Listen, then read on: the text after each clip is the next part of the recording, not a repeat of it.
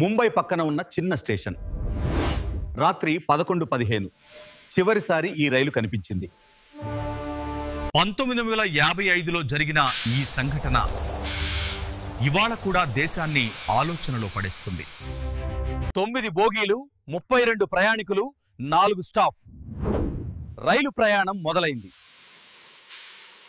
కానీ 20 నిమిషాల తరువాత రైలు ట్రాక్ రికార్డ్ నుంచి మాయమైంది.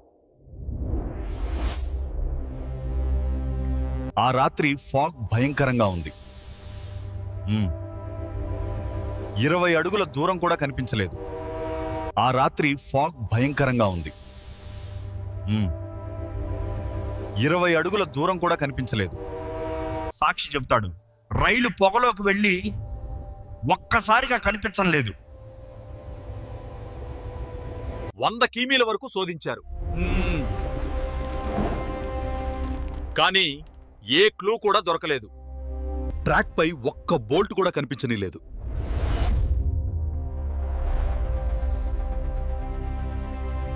థియరీ 1, రైలు టైం వార్ప్లోకి వెళ్ళిందని కొందరు నమ్ముతున్నారు.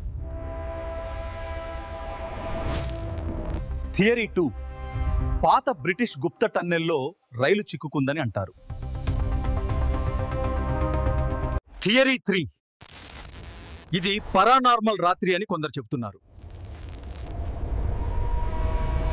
ఇవాళ కూడా ఆ రైలు ఎక్కడుందో ఎవ్వరికీ తెలియదు. ఇది భారతదేశం చరిత్రలోనే అతిపెద్ద జగాత్కా.